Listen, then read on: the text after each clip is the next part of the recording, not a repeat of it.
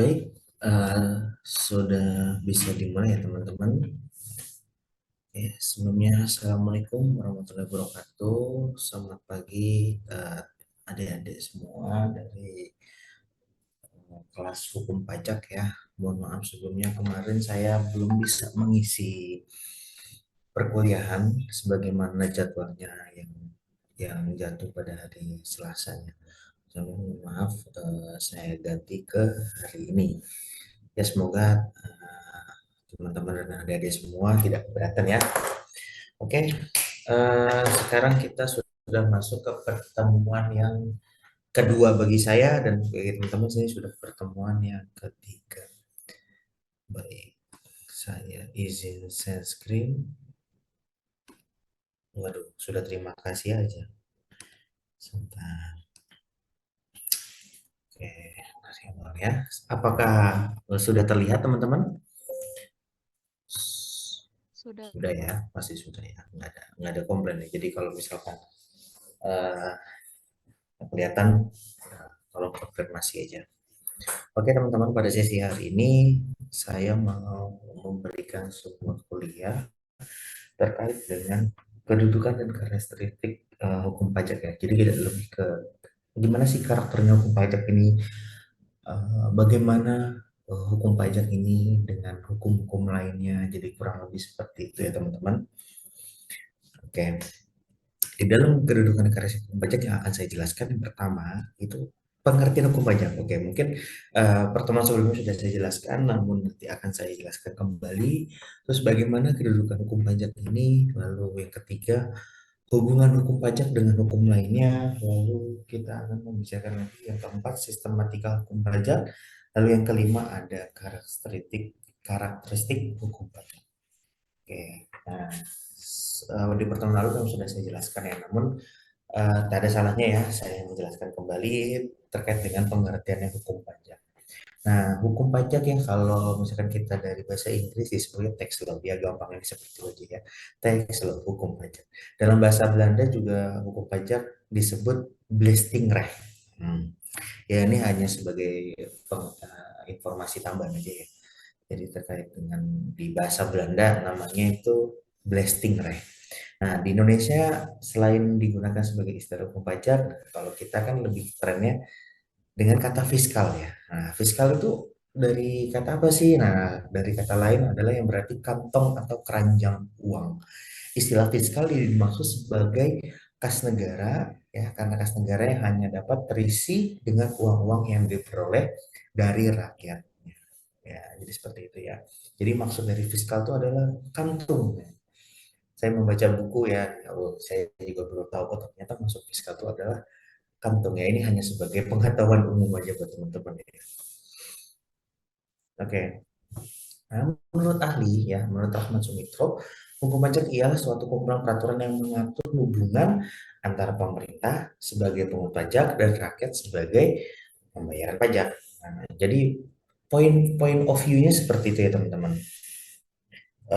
Untuk hukum pajak itu memang mengatur antara dua pihak ini nih, pemerintah dengan si wajib pajak. Pemerintah yang mungut, wajib pajaklah yang melakukan pembayar pajaknya. Jadi intinya, jadi teman-teman jangan sampai merembet kemana-mana ya. Jadi memang intinya dari hukum pajak adalah mengatur dua objek tersebut. Nah, di dalam hukum pajak menerangkan yang satu siapa siapa yang menjadi wajib pajaknya atau kita sebut sebagai subjek pajaknya. Jadi kalau di aturan KUP ya kan ada standar-standar siapakah yang bisa dijadikan sebagai subjek pajak. Nah, itu kan dijelaskan ya di KUP ya. Nanti di pertemuan selanjutnya nanti akan saya jelaskan di sana. Nah, siapa nih subjek-subjek pajaknya ya kan? Ada yang sudah lama tinggal 1 sampai 3 hari. Nah, seperti contoh seperti itu. Nah, objek-objek apa yang dikenakan pajak? Ya, contoh PPN, PPh, tergantung objeknya itu sendiri. Terus timbulnya dan penghapusan utang pajak. Ya timbulnya pajak karena apa? Penghapusan juga karena apa? Kan macam-macam ya. Jadi contoh kayak timbul utang pajak karena adanya pemeriksaan, adanya SKP, atau memang utang pajak tersebut timbul dikarenakan memang suatu merupakan kewajiban dari wajib pajak itu sendiri ya. Jadi kayak contohnya pelaporan seperti PPh badan, ya, PPh 21 dan sebagainya. Dan hapusnya utang pajak juga itu bisa terjadi ya.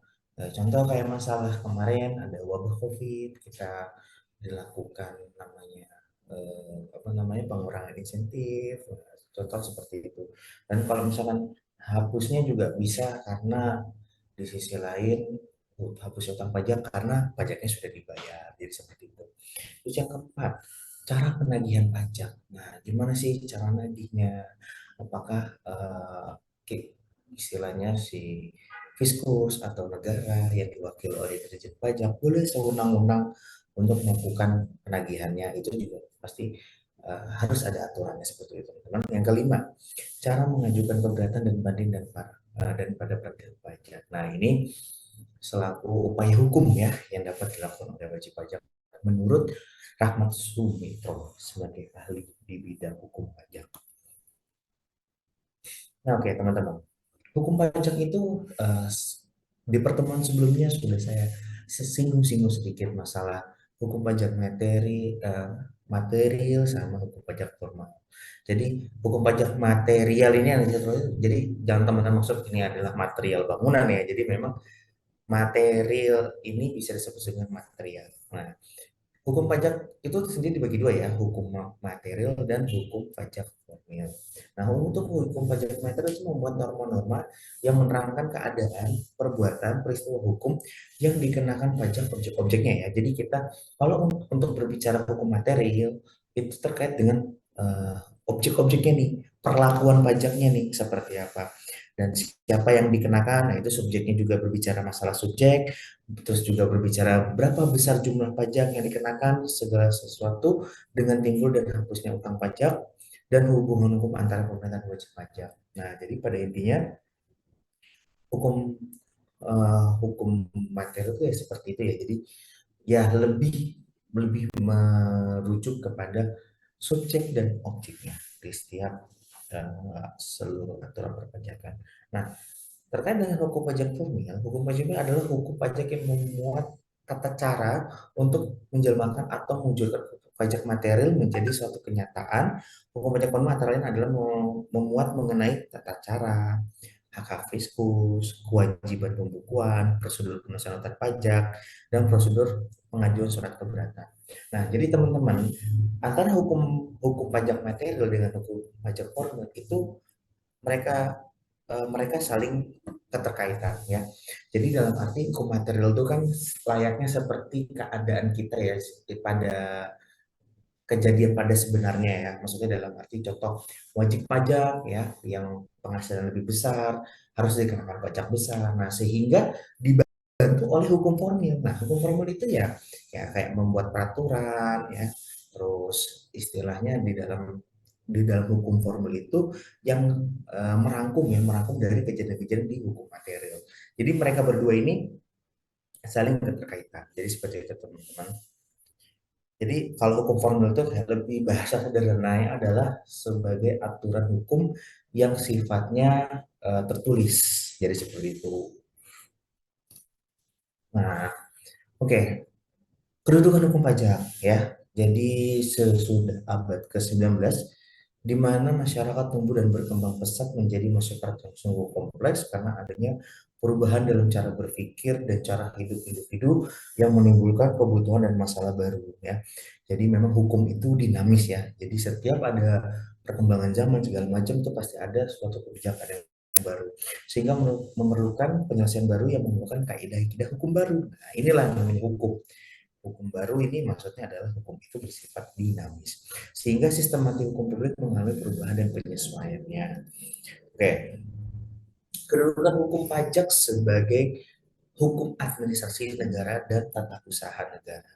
Oke, eh, coba saya pengen minta keterangan teman-teman itu. Mungkin siapa yang bisa menerangkan kenapa kedudukan hukum pajak itu sebagai hukum administrasi negara dan hukum tata usaha negara. Coba ada teman-teman yang mungkin bisa menjelaskan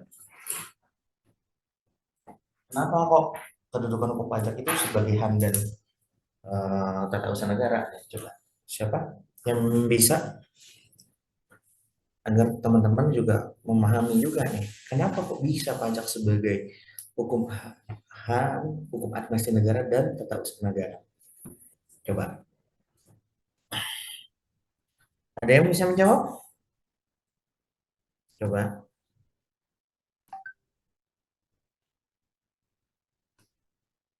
Oke, oke, nggak ada ya teman-teman ya.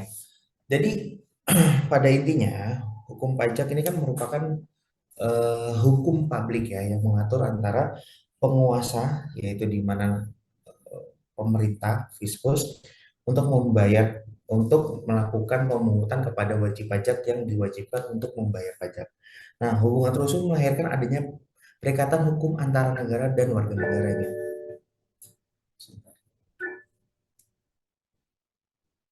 Sebentar ya teman-teman.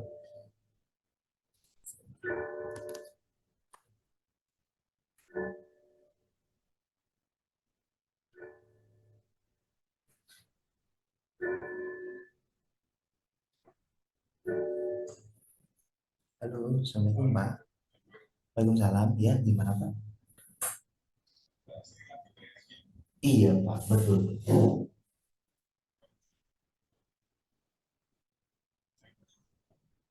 Kalau anggotanya saya kurang tahu itu Pak. Oh, oh. Atau nanti habis ini saya tanyain ke Mbak Sri ya Pak ya. Iya, kalau setahu saya sih kayak itu dikerjain sendiri Pak. Setahu saya ya Pak, timnya ya Mbak Sri sendiri gitu Pak. Setahu saya sih. Pak. Siap. Ya, nanti.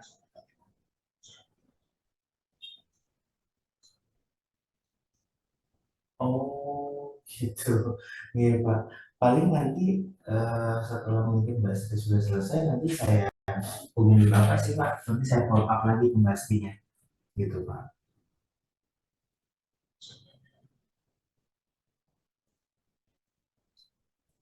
Oh iya. Berarti Bapak besok udah ke Jogja ya Pak ya? Oh nanti malam. Siap, siap. Baik Pak, hati-hati Pak di jalan. Ya, nanti untuk Mas Arif, ya jadi sementara kan yang masalahnya masih sama Pak yang kayak kemarin. Jadi dia minta waktu di bulan Agustus dan September ini untuk berupaya. Saya sebelumnya juga udah ngomong sama Mas Arif, Mas kalau misalkan terkandalanya masih banyak, eh, atau yang misalkan nggak bisa menemukan solusi-solusi baru, yang lebih baik kita batalin ya kemarin sih Pak. Saya udah ngomong gitu sama Mas Arif. Kalau misalnya mau batalin sih sebenarnya nggak ada masalah.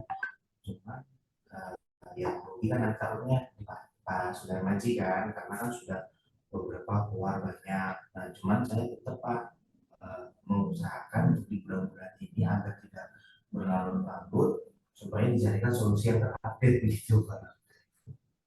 Kan iya, karena mereka ini mencari opsi lain, Pak. Opsi lain, infonya sih eh, bekerja sama BPN Semarang kalau nggak salah ya, untuk dibuatkan dokumen masalah fatwa waris itu, Pak. Gitu. Jadi seperti itu. Dia minta waktu untuk bulan-bulan ini, ya, kasih waktu buat mencari solusi baru, Pak. Gitu. Dan saya juga sudah menekankan kalau misalkan memang ternyata nggak ketemu solusi baru yang mau Pak, kita nggak ada cara lain, kita balik lagi, kita ngurusin waris Pak dari awal seperti itu pencetannya.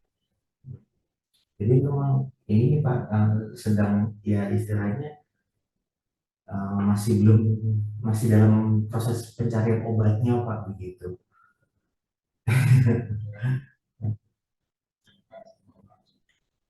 Iya, makanya saya saya juga bingung gitu loh, kemarin komitmennya kan seperti ini, tapi kok sekarang malah ya, tapi ya mereka sih beralasannya karena sistem apa menterinya juga baru, jadi kayak gitu nggak bisa asal ganti. Tapi untuk sertifikat sekarang posisinya sudah atas nama Pak Eko gitu, infonya tapi dari mereka.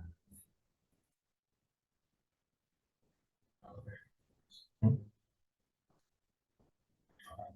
Ke Pak Eko Pak, tetap di Pak Eko untuk namanya. Nah, cuman ini saya yang harus ditanya lebih lanjut Pak. Nah, untuk nama Pak Eko ini sebenarnya sudah ditandatangan sama kepala kantornya belum? Ini juga harus saya tanyakan lagi Pak. Nanti saya coba tanya lagi sama Bos Arif kemarin gimana prosesnya begitu Pak. Ya, baik. Yang mereka sih sebenarnya malah balik lagi Pak, minta Pak pewarisnya seperti itu. Itu saya gimana? Kalau orang kita kan tujuan pakai jalur ini kan supaya menghindari hal tersebut.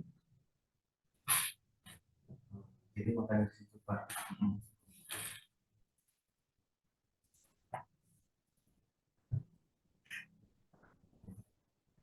Nanti eh, coba nanti saya follow up lagi Mas Arifnya Pak. Sebenarnya saya juga mikir sih Pak nanya ini gimana Mas yang solusi barunya ini sudah ketemu atau belum, sudah ada jawaban atau belum, masih belum tunggu ya terus Pak. Saya ini juga udah aduh ya kepikiran juga saya begitu Pak. Ya nanti coba Pak sampai apa namanya saya juga nanti saya Mas Arif pertemuan. Iya, Pak. Baik, Pak. Terima kasih. Waalaikumsalam.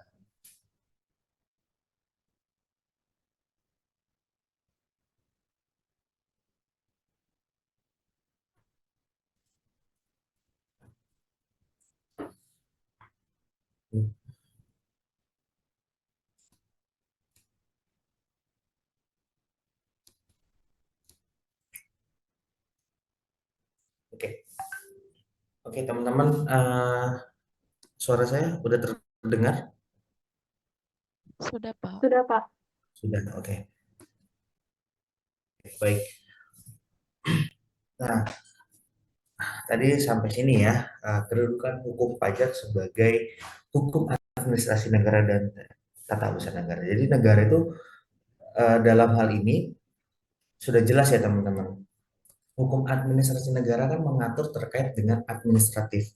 Ya, jadi dalam proses di dalam perpajakan ini sudah cukup jelas ya. Jadi dalam isinya pajak itu yang berbicara terkait dengan hukum administratifnya. Nah, bagaimana yang contohnya sebagai contoh di dalamnya bagaimana kita melakukan pelaporan SPT, bagaimana kita melakukan katakanlah restitusi. Nah, itu kan dalam dalam inti di hukum perpajakan adalah hukum administrasi negara terkait dengan administrasi yang berhubungan negara ya.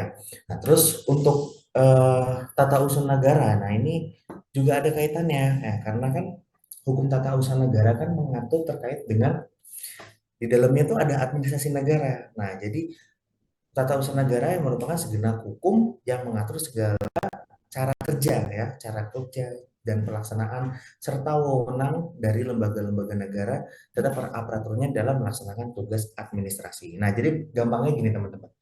Ketika kita bicara hukum administrasi negara, ya, kita menaati di dalamnya itu adalah proses segala administrasi.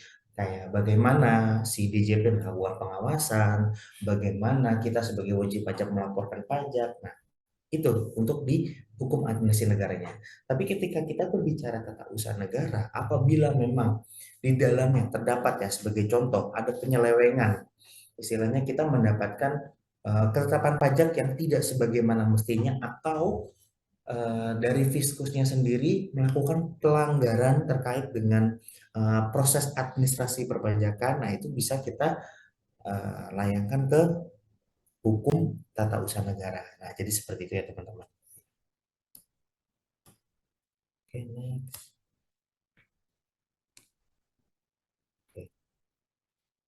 kedudukan hukum pajak sebagai ilmu hukum pajak. Nah, jadi memang eh, di dalam kedudukan hukum pajak ya ada di dalamnya ya hukum pajak itu sendiri. Nah, jadi hukum pajak itu umumnya dianggap sebagai satu bagian dari hukum publik. Dalam rumpun ilmu hukum administrasi negara terdapat ahli yang memiliki pandangan lebih agar hukum pajak ditempatkan sendiri. Nah, yaitu disampaikan oleh Profesor Adriani. Nah, Profesor Adriani eh, berpandang berpandang terkait dengan hukum pajak sebagai berikut ya, yaitu yang pertama, tugas hukum pajak bersifat lain dan terlepas dari hukum administrasi pada umumnya. Yang kedua, hukum pajak dapat secara langsung digunakan sebagai sarana politik perekonomian. Yang ketiga, hukum pajak memiliki tata tertib dan istilah-istilah yang khas untuk bidang perpajakannya. Nah, untuk mencapai tugas hukum pajak yang dimaksud. Nah, bagian-bagian konstruksi hukum pajak didasarkan atas hukum lain atau yang kita sebut sebagai primat hukum umum. Namun kenyataannya tetaplah tidak memberikan arti bahwa hukum pajak berderajat lebih rendah subordinat daripada hukum administrasi negara. Nah, jadi seperti itu teman-teman. Jadi meskipun si Prof. Andriani istilahnya berpendapat bahwa hukum pajak itu tersendiri, tapi tetap saja karena hukum pajak masih berada di bawah hukum administrasi. Nah, jadi bahwa hukum pajak berfungsi sebagai subsistem dari keseluruhan sistem hukum nasional yang eksistensinya tidak dapat dipisahkan keterkaitannya dengan bidang hukum lain. Ibaratnya ya seperti eh, satu tubuh yang mempunyai keterkaitan organik satu sama lain. Jadi begitu ya teman-teman. Meskipun asal ada ahli yang berpandangan bahwa hukum pajak yang memiliki ketentuan hukum sendiri, tapi tetap nggak bisa karena hukum pajak itu memiliki keterkaitan nih dengan hukum-hukum lainnya. Jadi begitu ya teman-teman. Hubungan hukum pajak dengan hukum lain. Nah, dalam pelaksanaan ilmu hukum, kita mengenal pembagian ilmu hukum menjadi dua, yakni hukum privat dan hukum publik. Nah, termasuk dalam hukum privat misalnya kayak mengatur perseorangan, hukum keluarga, hukum warisan, dan lain sebagainya. Nah, hukum privat ini lebih mengatur tentang hubungan antara manusia dengan manusia lainnya. Adapun hukum publik ya ini hukum yang mengatur hubungan antara penguasa dengan masyarakat. Jadi itu teman-teman. Poinnya adalah ketika kita bicara hukum privat itu mengatur antara manusia dengan manusia. Tapi ketika kita berbicara dengan hukum publik berarti antara manusia dengan pemerintah. Nah, contohnya seperti itu. Karena dari demikian hukum pajak juga memiliki hubungan dengan hukum lain seperti hukum perdata dan hukum pidana. Oke. Jadi nanti kalau misalkan ada soal apa keterkaitan hukum pajak dengan hukum perdata ya atau dengan hukum pidana? Nah, inilah jawabannya. Hubungan hukum dengan pajak dengan hukum lain. Nah, di dalam hukum pajak juga menggunakan istilah yang biasa digunakan pada hukum perdata. Misalnya ya, pengertian hukum subjek hukum dalam hukum perdata ya terdiri orang pribadi dan badan. Nah, yang juga digunakan dalam hukum pajak yang diatur dalam pasal 2 Undang-Undang PPH. Pasal tersebut yang menegaskan bahwa yang menjadi subjek pajak adalah orang pribadi, eh, badan, dan bentuk usaha tetap. Dengan kata lain, pengertian subjek hukum maupun subjek pajak tidak berbeda alias sama-sama merujuk pada pengertian orang pribadi maupun badan dalam hukum perdata. Nah, cuman kan kalau dalam hukum perdata terkait dengan subjek uh, wajib pajak badan, dia lebih diperinci lagi kan dalam perdata. Misalkan ada di pajak badan tuh kalau di pajak kan hanya pajak badan, nah tapi kalau di perdata itu ada PT, ya, ada CV, ada berbentuk yayasan, ada firma. Nah itu perbedaannya. Namun pada intinya tujuannya sama, jadi gitu. Jadi kalau di hukum pajak hanya mengenal dua ya, orang pribadi dan badan gitu. Nah, sebagian besar dalam hukum pajak mencari dasar kemungkinan pengurutannya atas kejadian-kejadian dan keadaan-keadaan dan perbuatan-perbuatan hukum yang bergerak dalam lingkungan perdata ya. Seperti ya, istilahnya pendapatan, kekayaan, penjanjian penyerahan, pemindahan hak karena warisan dan sebagainya. Jadi pajak pun juga mengatur hal tersebut yang sebagaimana sering disebutkan di bidang perdata ya. Contoh kayak kita misalkan ada hubungan kontrak ya dengan perusahaan lain. Nah, dalam hal itu kan ada penghasilan. Nah, penghasilan tersebut dasarnya apa? Ya kontrak itu kita berbaca kontrak sebagai bukti dokumentasi bahwa kita telah antara perusahaan A dengan perusahaan B telah melakukan kegiatan hukum ya. Kalau di hukum perdatanya terkait dengan perjanjiannya, nah hukum pajaknya itu berbicara bagaimana nih hak dan kewajiban antara kedua belah pihak ini ya, siapa yang memungut ya, siapa yang memotong dan siapa yang membayar pajaknya, jadi itu semua diatur itu. Nah, hubungan hukum pajak dengan hukum perdata contohnya ketika terjadi hubungan hukum antara sesama anggota masyarakat ya, misalkan jual beli sebuah barang berupa sepeda motor ya. Nah, kita sebagai mungkin sebagai masyarakat, kalau teman-teman semua beli motor ya kan, sekarang kan udah ada aturannya, ada PPN-nya kan, pembelian motor. Nah, terus kalau untuk yang motor listrik dapat diskon. Nah, itu kurang lebih seperti itu. Nah, tapi hukum pajak itu timbul setelah adanya hukum perdata yang berbicara ya terkait dengan jual beli. Nah, jual beli itu membahas terkait dengan hukum perdatanya. Nah, sebagai contoh lagi kayak kita melakukan pembelian rumah ya kan, di situ ketika kita melakukan pembelian rumah ya kan, di situ ada perjanjian, oke itu masuk ke dalam hukum perdata. Namun dalam hal ini pajak juga berperan ya terkait dengan PPN-nya ya, terus ada BPHTB-nya di dalamnya, terus ada dan ada pajak penghasilan si penjualnya. Nah jadi begitu ya teman-teman. Jadi hubungan antara perdata dengan pajak ya juga cukup intens ya, bahkan sangat sering ya terkait dengan perdata dan hukum pajak ini berkesinambungannya sangat sangat cukup intim lah seperti itu ya. Nah sekarang kita bagaimana hubungan hukum pajak dengan hukum pidana. Nah hukum pajak juga memiliki kaitan yang erat ya dengan hukum pidana. Hal ini terlihat dalam pasal 103 KUHP nih. Di dalam Kitab Undang-Undang Hukum Pidana juga berbunyi seperti ini. Ketentuan dari perbuatan dalam bab yang pertama dari buku ini berlaku juga terhadap perbuatan yang dapat dihukum menurut peraturan perundang-undangan yang lain, kecuali ada undang-undang atau ordinasi yang menentukan lain. Nah, jadi dalam hal ini, dalam menentukan adanya mungkin masyarakat yang dilakukan tindak pidana atau kita sebut sebagai prinsipal ya. Prinsipal itu adalah objeknya ya, orang tersebut dilakukan tindak pidana, kita dapat mempertimbangkan terkait dengan hukum-hukum perpajakan. Nah, jadi seperti itu ya teman-teman. Nah, sebagai contoh aja seperti ini. Sebagai contoh misalkan ada wajib pajak ya melakukan pemalsuan faktur pajak ya.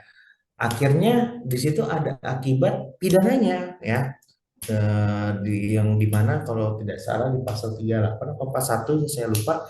Nah, di situ udah diatur bahwa meskipun terkait dengan akibat adanya penyelewengan atau pengemplangan pajak ya tetap di situ yang berbicara adalah hukum pidananya. Jadi begitu teman-teman.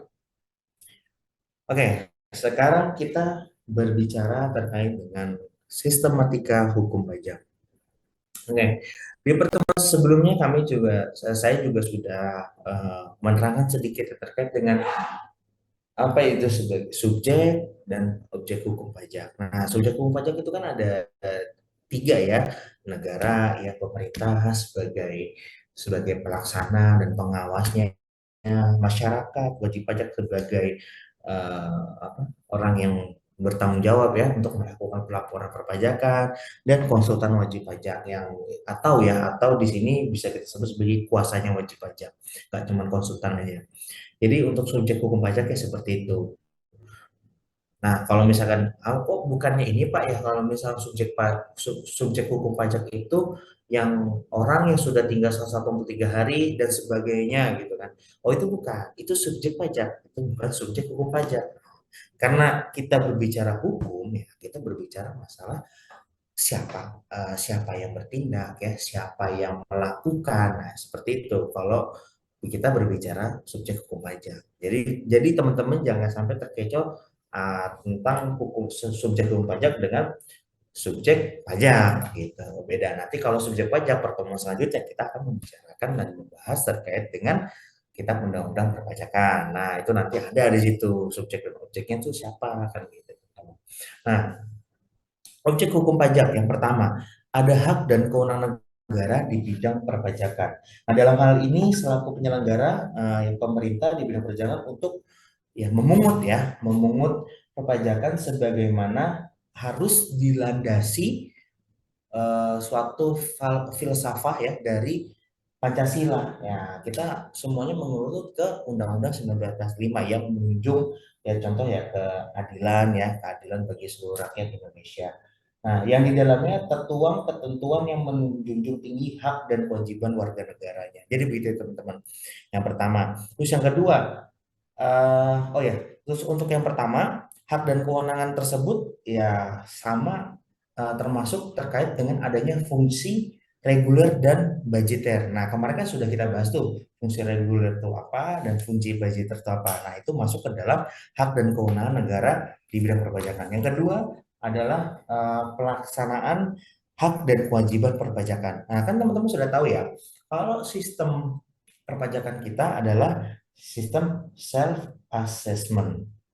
Nah, sehingga meskipun adanya sistem self assessment tersebut, tentunya negara dalam hal ini menunjuk ya petugas pelaksana ya untuk melakukan sebagaimana siapa yang dipotong ya, terus sebagai siapa yang menjadi pemungut ya.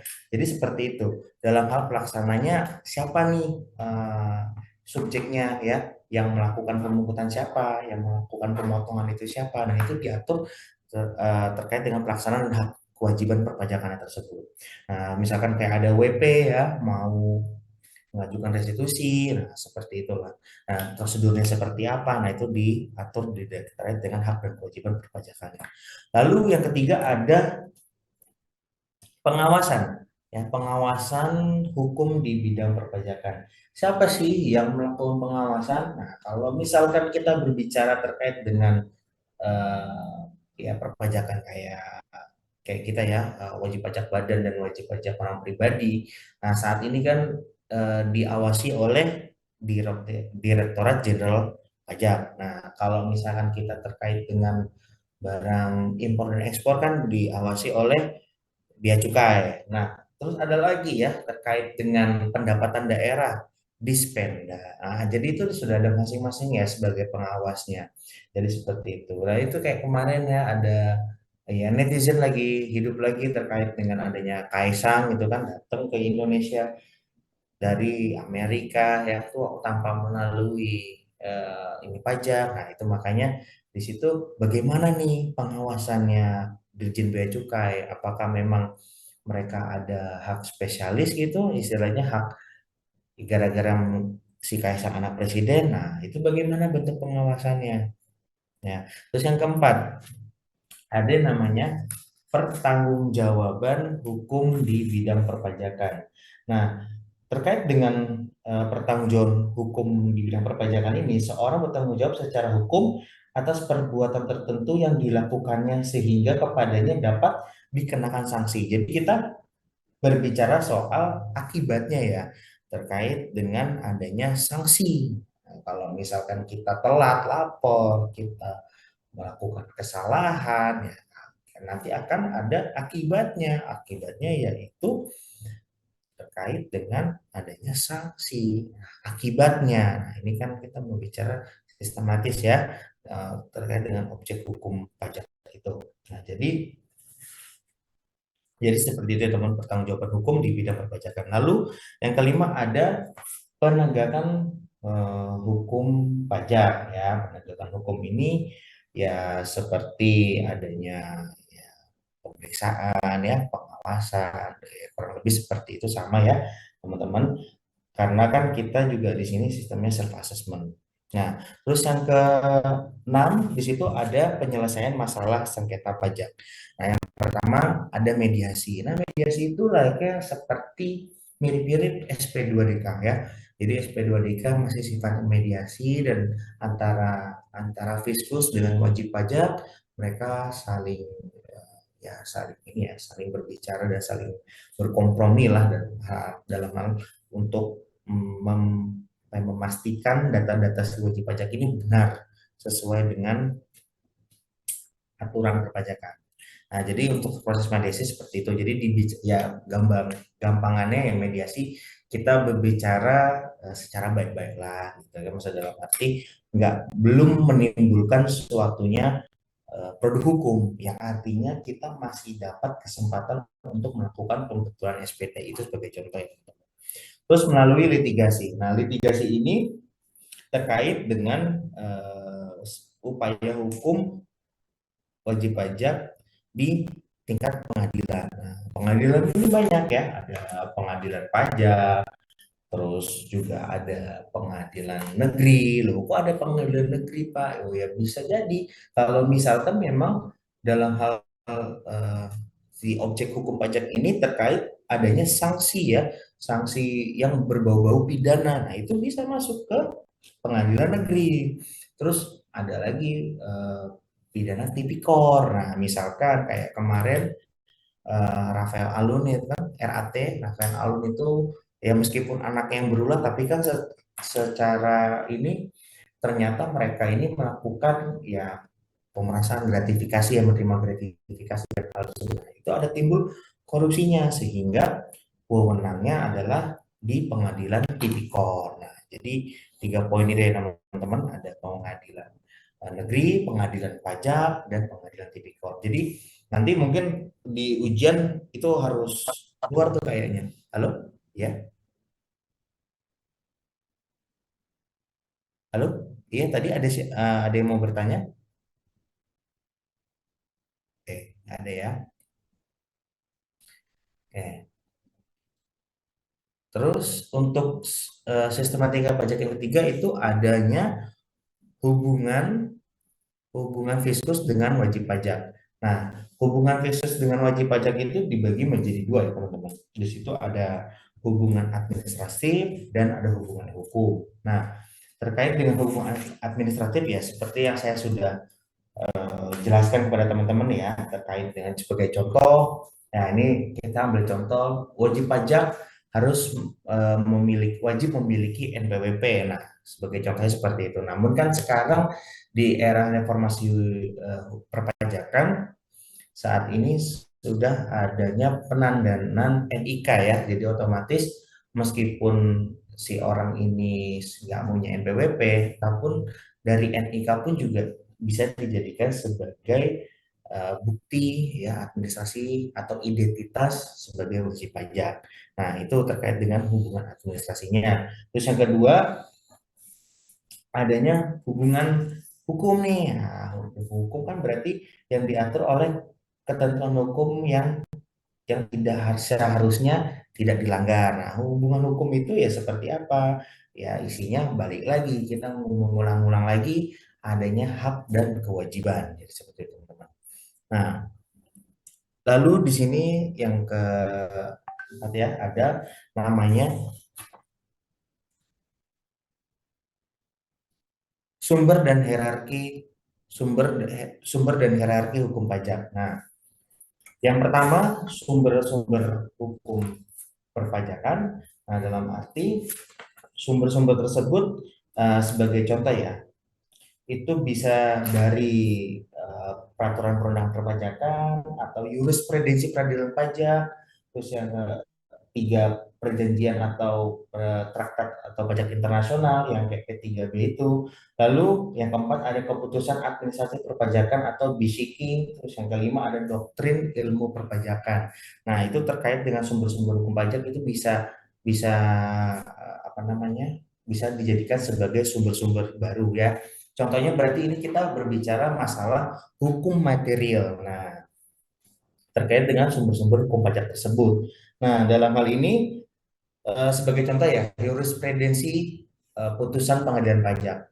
Misalkan di sengketa nomor A, ya, misalkan si WP ini bisa dikabulkan ya, dikabulkan permohonannya dengan alasan sebagai berikut dan hakim juga mempertimbangkan adanya istilahnya hanya kesalahan administratif, namun secara perpajakan tidak merugikan negara. Nah, dalam hal itu dikabulkan. Namun hal tersebut putusan si hakim, putusan pengadilan pajak tersebut bisa dijadikan sebagai jurisprudensi ya untuk untuk inian selanjutnya, untuk misalkan ada wajib pajak yang mengalami kejadian sengketa pajak yang sama dengan wajib pajak sebelumnya, sudah mendapatkan kekuatan hukum yang tetap, sudah mendapatkan putusan pengadilan pajak. Nah, jadi bisa dipakai itu putusannya tersebut. Ya, artinya kalau sudah jurisprudensi adalah putusan yang sudah inkrah ya. Jadi putusan pengadilan pajak yang sudah inkrah.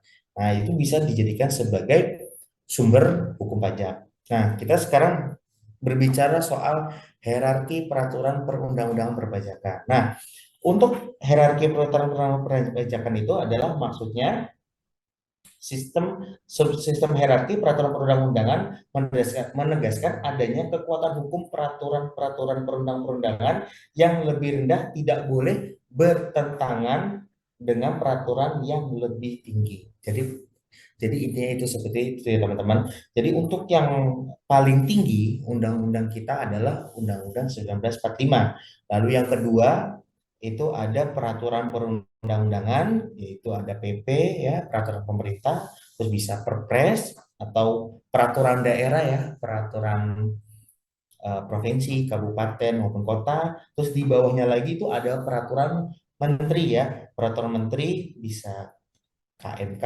atau PMK. Nah, itu kalau kita kan sekarang membahas masalah perpajakan, yaitu biasanya dikeluarkan oleh Menteri Keuangan. Lalu di bawahnya ada peraturan kebijakan perpajakan sebagaimana keputusan peraturan Dirjen Pajak ya, Dirjen Pajak atau Dirjen Bea Cukai. Nah, itu biasanya sifatnya seperti CAP atau surat edaran. Nah, jadi ketika teman-teman nantinya ya menjadi konsultan pajak atau menjadi salah satu karyawan yang bekerja di yang sebagai uh, apa namanya di bagian perpajakan dan nanti menemukan suatu sengketa hukum, ketika menentukan dasar-dasar hukum itu nggak boleh kita berpaku terhadap cap-nya lebih dulu yang paling rendah ya, cap atau dirjen pajak. Nah, baru setelah itu kita membahas peraturan perundangan, peraturan pemerintah, peraturan presiden. Nah, itu nggak boleh. Jadi kita harus membahas yang intinya dulu. Nah, itu kalau kita sebut sebagai lex generalis, lex specialis. Nah, jadi teman-teman, jadi ketika kita menentukan dasar hukum, kita harus tahu dulu akarnya ya dari UUD 1945, dari Undang-Undang Peraturan Presiden ya, adanya Perda. Nah, itu kita harus lebih dahulukan ketimbang CAP, terus kementerian peraturan Kementerian Keuangan. Nah, itu harus didulukan jadi peritinya. Jadi nggak boleh yang tinggi peraturan yang lebih tinggi didahului oleh peraturan yang lebih rendah. Jadi seperti itu teman-teman. Nah, sekarang kita berbicara masalah produk hukum pajak. Nah, yang pertama ya, terkait dengan produk hukum pajak ada peraturan perpajakan. Terus yang kedua ada peraturan kebijakan perpajakan ya. Terus yang ketiga surat ketetapan pajak. Yang keempat keputusan pajak. Nah, surat ketetapan pajak itu bisa dijadikan sebagai produk hukum ya. Jadi ketika sudah pemeriksaan, misalkan dapat SKP, nah itu bisa dijadikan sebagai produk hukum. Jadi artinya bisa dijadikan sebagai acuan ya. Ketika sudah menjadikan sebagai produk hukum, artinya segala hak yang timbul dari produk tersebut harus ditaati. Jadi layaknya seperti undang-undang. Nah, kita berbicara sedikit menyinggung soal hukum bisnis. Ketika kita bicara hukum bisnis, ketika adanya perjanjian antara kedua belah pihak, nah, perjanjian tersebutlah yang dijadikan sebagai dasar aturan atau dasar acuan terkait dengan produk hukum tersebut, yang artinya bisa setara dengan undang-undang. Nah, maka dari itu teman-teman. Nah, keputusan pajak ya itu juga tetap bisa dijadikan sebagai produk hukum, bahkan bisa dijadikan sebagai jurisprudensi atau ketetapan hukum sebelumnya. Nah, jadi bisa dijadikan sebagai acuan. Jadi begitu teman-teman. Untuk produk hukum ya tidak hanya undang-undang di dalam hukum perpajakan. Nah, sekarang kita berbicara soal karakteristik hukum pajak. Nah, yang pertama itu ada sebagai sistem hukum yang ya. Jadi sistem pajak itu harus harus dilakukan secara terbuka, yang artinya sebagai bagaimana masyarakat harus dianggap mengetahui ya bagaimana sih hukum pajak ini, bagaimana aturan pajak ini. Jadi tidak boleh ada yang ditutup-tutupi.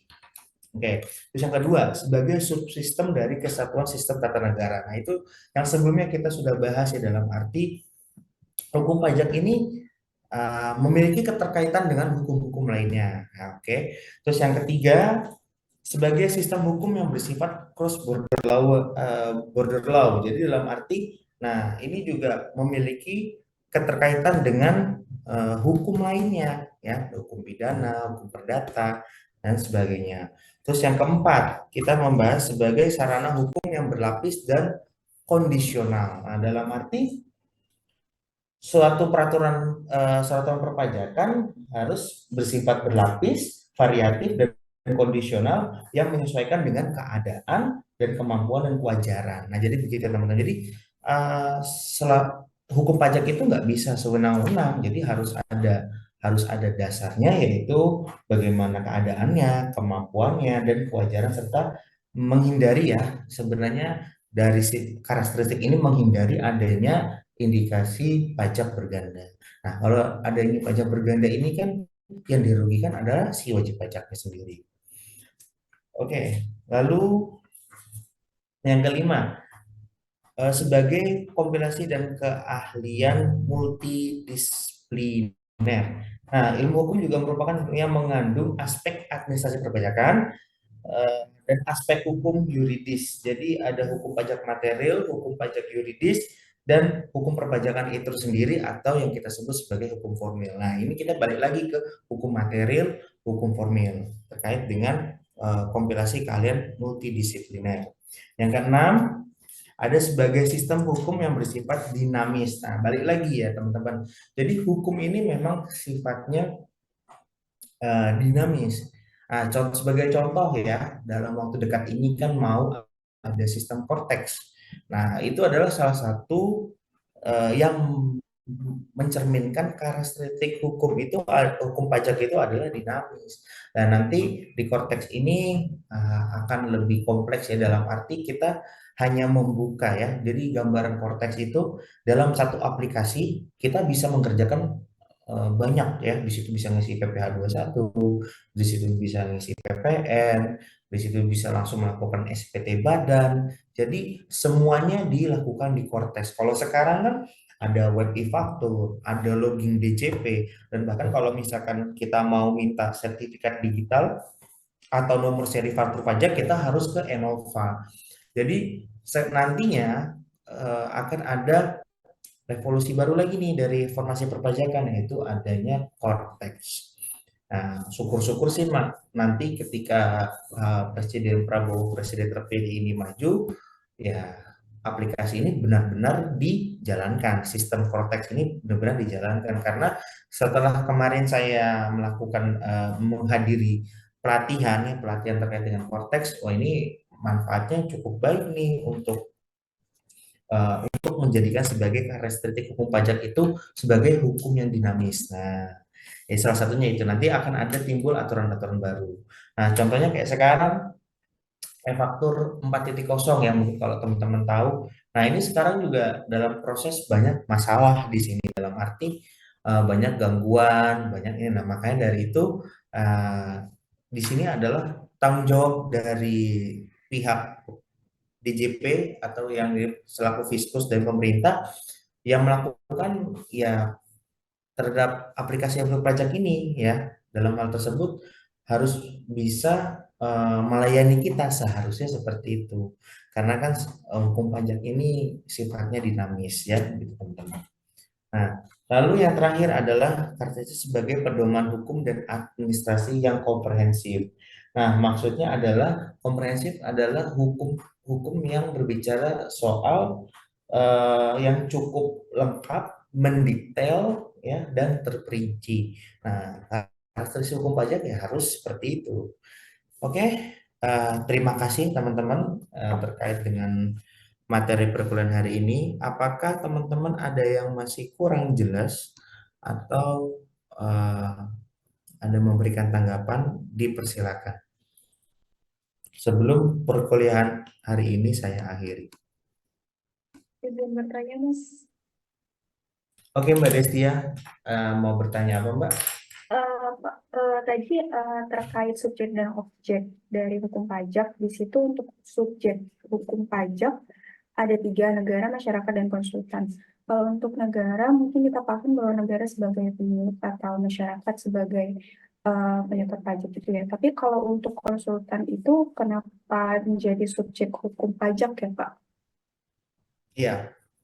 Kenapa Terima kasih. konsultan itu sebenarnya itu bukan saya salah ya, harusnya bukan konsultan aja. Dalam hal ini karyawan wajib pajak juga bisa mewakili. Jadi nggak cuma konsultan doang. Itu tadi saya kekurangan. Jadi dalam arti ini kita kan ya perlu teman-teman ketahui ya. Setiap wajib pajak meskipun memang diwajibkan untuk melakukan bukan untuk melakukan ya dianggap mengetahui ya mengetahui atau expert di bidang perpajakan, namun kan kita tidak bisa memungkiri ya setiap wajib pajak ya nggak mesti ya istilahnya secara di lapangan banyak ternyata ditemukan memang mereka bingung ya, bingung dalam hal bagaimana nih perpajakan ya kan, mereka juga takut salah, takut apa namanya ya daripada nanti malah membahayakan mereka sendiri karena kan di pajak itu kan ada akibat-akibat yang timbul. Nah, dalam hal ini wajib pajak diberikan keleluasaan ya untuk menunjuk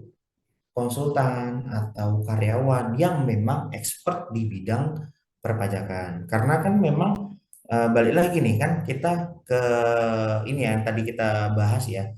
Jadi karakteristik hukum pajak ya kan komprehensif ya. Cukup detail, cukup banyak, cukup terperinci. Ya kan kita sebagai wajib pajak juga nggak apa ya istilahnya dalam hal ini nggak nggak nggak mungkin lah kita harus paham ya terkait dengan perpajakan. Jadi makalah dari itu subjek hukum pajak itu nambah satu yaitu konsultan atau karyawan atau ya atau orang yang memang dianggap mengerti di bidang perpajakan.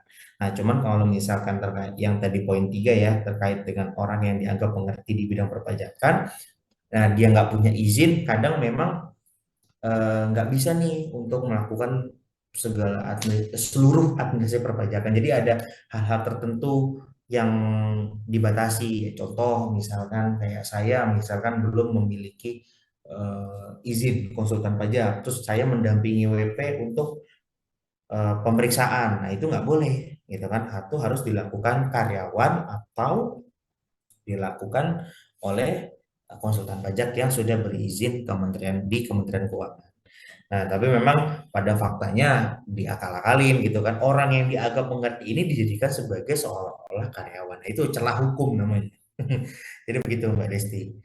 Ya, sudah bisa dimengerti dan ditangkap Mbak Desti? Sangat bisa dimengerti, Pak. Terima kasih. Lalu Oke. mau tanya satu lagi, Pak, terkait hubungan administrasi.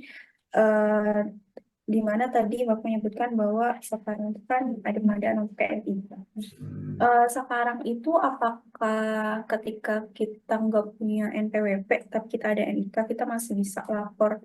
Kan tiap bulan itu kita dipotong pajak misalnya, Pak ya, meskipun kita nggak punya NPWP. Nah, itu apakah kita tiap tahunnya juga melaporkan PPHOP, Pak, melalui DJP yang tahunan itu, Pak? Oh ya, baik. Terima kasih. Jadi kan terkait dengan tadi kan saya sempat nyinggung ya, untuk di era-era sekarang adanya pemadanan NIK, betul ya Mbak Desti ya. Nah, itu kan sebenarnya oke, kita berbicara masalah hukum pajak aturan ya, itu sifatnya dinamis. Karena di sisi lain Bu Sri Mulyani ya, kalau nggak salah dalam hal ini pemandaran NIK itu dilakukan agar seluruh masyarakat yang tidak memiliki NPWP itu bisa terjamah juga. Maksudnya dalam hal ini bisa kepantau juga sebagaimana karakteristik si hukum pajak itu ya kan melakukan pengawasan dan di sistematika juga kan ada suatu pengawasan. Jadi sebenarnya terkait dengan pemadanan ini hanya sifatnya ya yang saya tahu itu sifatnya agar masyarakat yang tidak memiliki NPWP bisa ke detek, bisa kelihat. Jadi secara pengawasan lebih baik nih DJP untuk saat ini. Nah, misalkan Mbak Desti bekerja di salah satu perusahaan tidak memiliki NPWP. Nah, sekarang kan PPh satu sistem TER ya, TER itu. Nah, sekarang mungkin Mbak Desti udah tahu, ketika pelaporan PPh satu TER tersebut, ketika ada karyawan yang hanya memiliki NIK, tetap bisa diinput. Nah, jadi dalam hal ini juga NIK tersebut jangan sampai ada eh, pengemplang pajak. Nah, ini bahaya juga karena di zaman sebelum adanya pemadanan ini, kita sebagai wajib pajak itu bisa sebebas mungkin untuk menuliskan 0000 nomor NPWP-nya. Nah, sehingga hal tersebut bisa dikategorikan sebagai pengemplang pajak atau pemanipulasian pajak. Nah, jadi seperti itu. Nah, terkait administrasi tersebut apakah memang harus melaporkan SPT yang masih memiliki NIK. Nah, sebenarnya ketika si wajib pajak yang untuk saat ini belum memiliki NPWP ya masih belum dinyatakan sebagai wajib pajak efektif gitu. Nah, nantinya apabila memang ya saya sih sampai saat ini belum menemukan ya kemungkinan ketika memang ada wajib pajak ya yang belum memiliki NPWP tapi mereka memiliki penghasilan yang cukup besar. Nah, seharusnya Dirjen Pajak ya melakukan pengawasan tersebut, ya istilahnya memberikan surat untuk memberikan himbauan untuk si WP ini diberikan agar si WP ini mau membuat NPWP atau syukur-syukur nantinya pada saat zaman Cortex karena kan Cortex ini masih sifatnya masih apa ya masih apa sih prototype. Jadi dalam hal ini syukur-syukur saja nanti di sistem Cortex ini kita tanpa harus memiliki NPWP ya kita bisa melakukan pelaporan perpajakan seperti itu. Jadi kita masih nggak tahu nih nantinya gimana gitu Mbak Desti. Oke, Oke, mungkin baik, Pak. Terima kasih banyak, Bapak. terima kasih. Terus ada yang lain teman-teman?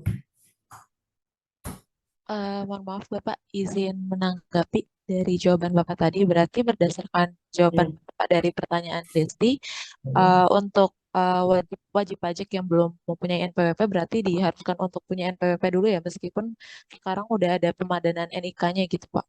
Betul, betul sekali Mbak Desi. Ya, makanya kan meskipun ya eh, sistem hukum pajak ini sudah komprehensif lah dan sebagaimananya sudah terperinci dan sudah dinamis segala macam. Tapi tetap aja menurut saya ya sebagai orang yang berkecimpung ya di dunia perpajakan banyak kekurangan-kekurangan ya di kebijakan-kebijakan sekarang itu banyak sekali. Nah, jadi seperti itu.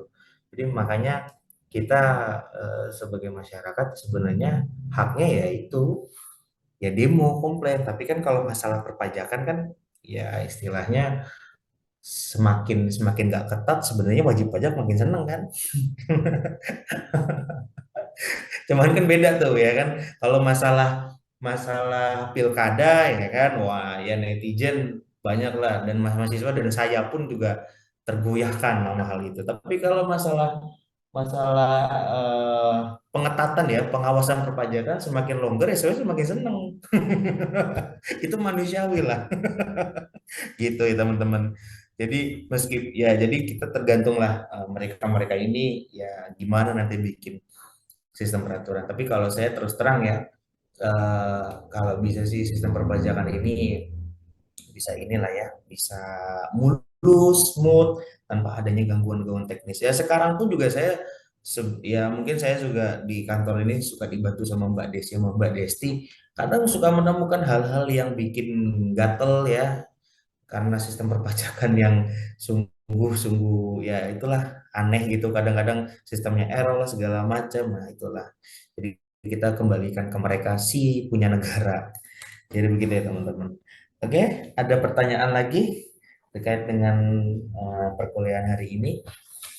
Izin Besok, bertanya satu lagi, Pak. Boleh? boleh, boleh banget. Silahkan. Terkait dengan hierarki peraturan tadi, saya mencatat kalau nggak salah tadi yang paling atas itu ada Undang-Undang 1945, UU Betul. PP atau Perda, kemudian ada PMK, terus ada Dirjen Pajak yang melalui KEP gitu Pak. Hmm. Eh, tapi saya takut saya salah dengar Pak. Untuk Hmm. peraturan daerah itu dia di atas peraturan menteri, dia sejajar dengan peraturan Hmm. presiden atau di bawah Iya, Dirjen Pajak ya Pak? iya, sejajar. Karena kan gini, jadi ada 4 tahap ya. Yang pertama Undang-Undang Dasar ini udah inilah udah paling tinggi nih Undang-Undang Dasar ini. Yang kedua itu ada yaitu peraturan presiden, peraturan perda. Jadi ya di mana peraturan itu di bawah undang-undang yang paling tinggi. Nah, perda kan juga dijadikan sebagai undang-undang yang paling tinggi di daerah tersebut, betul kan? Nah, jadi itulah kenapa perda itu sama nih kayak peraturan presiden ya. Contohnya kita sebagai masyarakat, misalkan presiden kita adalah Jokowi, ya istilahnya kita harus mengikuti peraturan presiden tersebut. Nah, itu nomor dua ya. Tingkatan nomor dua. Yang ketiga itu ada KMK dan PMK, peraturan kementerian ya. Kementerian. Nah, kementerian ini punya aturan tersendiri juga ya. Terus di bawah kementerian kan ada dirjen kan, masing-masing kementerian ini kan ada dirjen nih. Kementerian Keuangan aja, Kementerian Perhubungan juga misalkan ada dirjen perkereta apian misalkan itu ada dirjen sendiri. Nah, jadi seperti itu tingkatannya ya teman-teman. Nah, biasanya kalau peraturan dirjen itu SE atau CAP. Nah, seperti itu. Jadi ada 4 tingkatan gitu, teman-teman. Ya, Oh, jadi oke, baik, Pak. yang penting jangan sampai yaitu eh, kebalik ya. Kita mendahulukan cap dulu baru baru peraturan presiden misalkan atau enggak peraturan pemerintah. Oh jangan. Itu mencerminkan hukum pajak begitu. Secara hukum ya. Seperti itu, teman-teman. Iya, oke, Sebenarnya baik. hal tersebut hierarki perundang-undangan itu enggak berlaku di hukum pajak doang. Ya. Juga seperti itu. Juga seperti itu.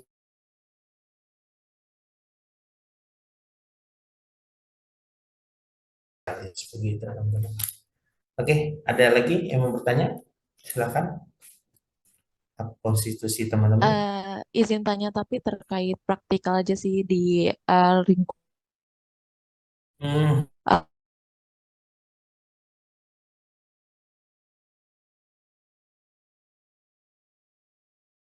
itu jadi bersinggungan gitu dengan perpajakan ini Pak. Jadi jatuhnya tadi ada hubungan hukum pidana atau hukum perdata itu ke hukum pajak ini Pak. kalau kalau biasanya ya kaitannya itu pertama ya contoh nih sebagai contohnya ya. Mungkin Mbak Desi tahu kan itu yang RAT itu Reval Alun Trisambodo ya sebagai pegawai pajak. Nah, itu kan timbulnya kan awalnya kan karena ulah anaknya, ya kan? Namun kan namanya juga hukum, ya kan? Akhirnya melihat bagaimana profil anaknya dan akhirnya merembet ke ayahnya. Yang awalnya adalah pidana terkait kita membahas terkait dengan adanya penyiksaan, ya kan? Tahu-tahu malah yang kebongkar borok bapaknya ya kan yang bapaknya suka menerima gratifikasi terus suka menerima istilahnya suka inilah melakukan pengemplangan pajak dan hal tersebut. Nah, kalau Rafael Alun tersebut juga meskipun ada kaitannya dengan pajak masuknya ke tipikor tindak pidana korupsi bukan bukan terkait dengan pidana pajak. Jadi seperti itu teman-teman. Nah, sekalian jelasin ya. Nah, kalau misalnya pidana pajak, misalkan Mbak Desi ya, eh, istilahnya seharusnya penghasilan SPT badannya itu 1 M, tapi dimanipulasi dengan meningkatkan pembeliannya dinaikin, akhirnya menjadi kurang bayarnya lebih sedikit kurang bayarnya jadi 500 juta yang harusnya dari 1 M. Nah, itu nantinya diadilinya bukan di tipikor. Nah, itu beda. Nah, nanti itu diadilinnya di pengadilan negeri, bukan tindak pidana korupsi. Meskipun antara ya istilahnya pengisian SPT dengan melakukan gratifikasi itu sama-sama merugikan negara. Intinya itu. Tapi secara litigasinya, peradilannya itu ya. Jadi nggak semuanya harus di Desi eh, lagi menjalani proses pemeriksaan. Wah, diperiksa nih, dapat SPHP kurang bayar misalnya 2M katakan seperti itu. Mbak Desi berupaya untuk menyuap nih, menyuap si orang pajak. Nah, menyuap, nah di situ peradilannya kemana? Ke tipikor. Itu masuk ke dalam tindak pidana korupsi. Jadi begitu ya teman-teman. Nah, jadi udah paham ya setidaknya apa sih ini hukum pajak, apa sih keterkaitan hukum pajak dengan hukum lainnya. Nah, jadi paling penting, poin pentingnya seperti itu. Ya, teman-teman. Ya, terus terang ya saya sebagai ya istilahnya posisi saya terkait dengan hukum pajak ini sebenarnya berkaitannya banyak nih dari awal ke akhir kita berbicara masalah undang-undangan dan aturan-aturannya. Jadi mungkin nanti untuk kedepannya nanti saya akan membahas ya secara ini ya objek-objek pajak itu apa aja. Jadi kita mau membahas undang-undang lah kurang lebih seperti itu nanti ke depannya. Oke, teman-teman. Nah, terus kan nanti ada audit pajak juga ya. Nah, audit pajak itu juga dasarnya adalah hukum pajak, ya kan? Karena audit pajak pun harus didasari oleh kementerian apa undang-undang ya, terus peraturan menteri. Nah, itu ada kaitannya juga dengan hukum pajak. Jadi begitu, teman-teman. Oke, ada yang lain? Silakan. Oke. Eh, Pak Nasrullah, mohon izin. Oh, lagi di jalan ya, Pak Nasrullah. Ya, Mohon izin saya sudah selesai dalam perkuliahan hukum pajak hari ini, Pak. ya, Sebelumnya saya ucapkan terima kasih ya, Pak ya, ya, sudah sama-sama. membantu dan silakan di absen. Oke, teman-teman, saya akhiri perkuliahan hari ini. Sebelumnya mohon maaf ya kalau apabila memang saya ada kekurangan. Wabillahi wa taufiq wal hidayah. Wassalamualaikum warahmatullahi wabarakatuh. Waalaikumsalam warahmatullahi wabarakatuh. Terima Waalaikumsalam. kasih Bapak. Jangan keluar dulu Sama-sama. teman-teman ya, sebentar Pak saya. Arul, saya Ya, nggak tahu ini nge-live-nya gimana ya? Saya pakai oh, HP soalnya. ini gambar silang. Ada gambar silang pojok kanan bawah. Kok nggak bisa? Nggak, ini stop share-nya mana sih? Ah, Klik udah. saya aja deh. Oh, ini udah. Oke, Oke, oke. thank you ya. Ya, share.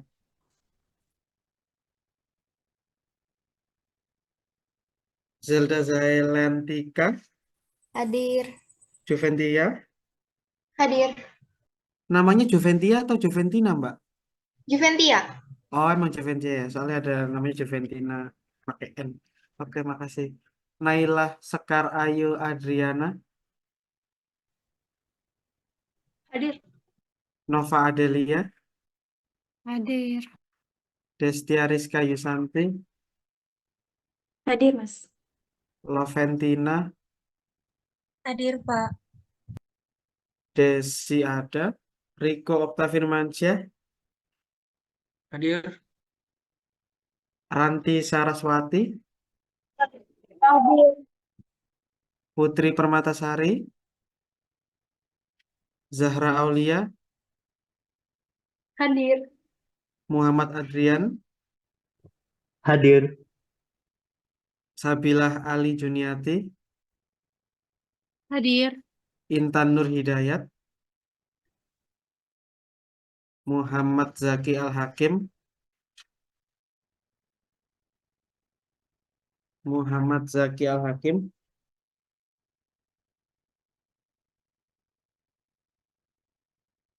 Mbak Desi, ada info teman atas nama Muhammad Zaki, kenapa nggak hadir Zoom ya?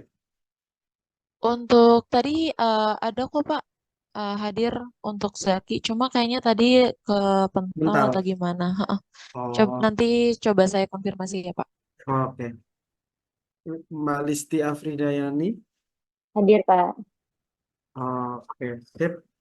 Kalau gitu, saya akhiri teman-teman Zoom-nya ya. Terima kasih. Oh iya, saya waktunya masih ada ya. Sebentar, saya mau iseng nanya. Ah, teman-teman, ah, di sini memang ngambil fokus pajak karena memang ini ya, memang apa namanya suka sama pajak gitu ya.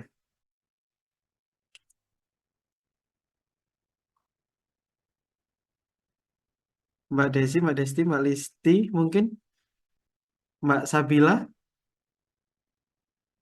Izin jawab, Mas. ya. Mungkin kalau dari saya karena memang ada dari pertama kali awal masuk kuliah sudah berkecimpung di dunia perpajakan juga, terus sempat join tax center juga. Jadi memang lebih dekatnya dengan pajak. Kalau misalkan ngambil audit atau keuangan atau yang lainnya, saya rasa lebih saya harus belajar lagi. Tapi kalau untuk perpajakan mungkin agak lebih familiar gitu.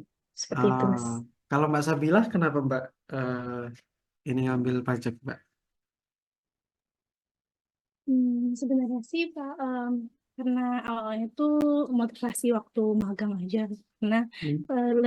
lebih banyak pajak juga gitu waktu magang, jadinya pengen lebih belajar lagi pajak.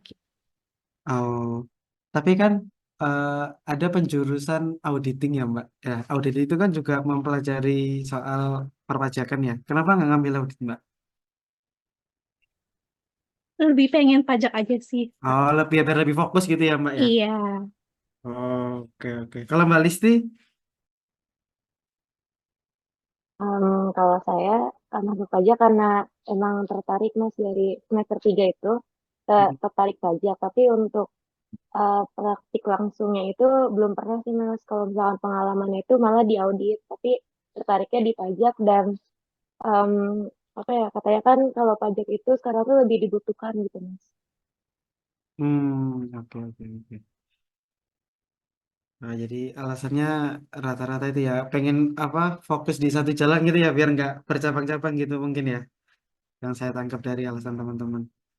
Tapi kalau boleh tahu kelas penjualan ke pajak ini ada berapa kelas ya?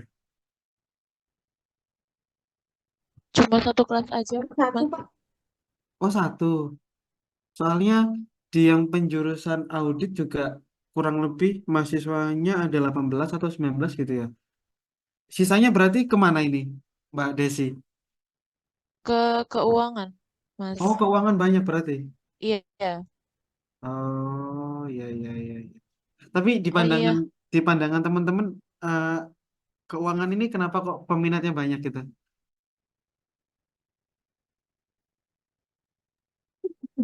Nah, mungkin karena dari teman-teman itu biasanya melihatnya dari kalau di keuangan itu variabelnya banyak yang bisa diambil, Mas. Oh iya iya iya. Kayak kalau misalkan kita skripsi gitu,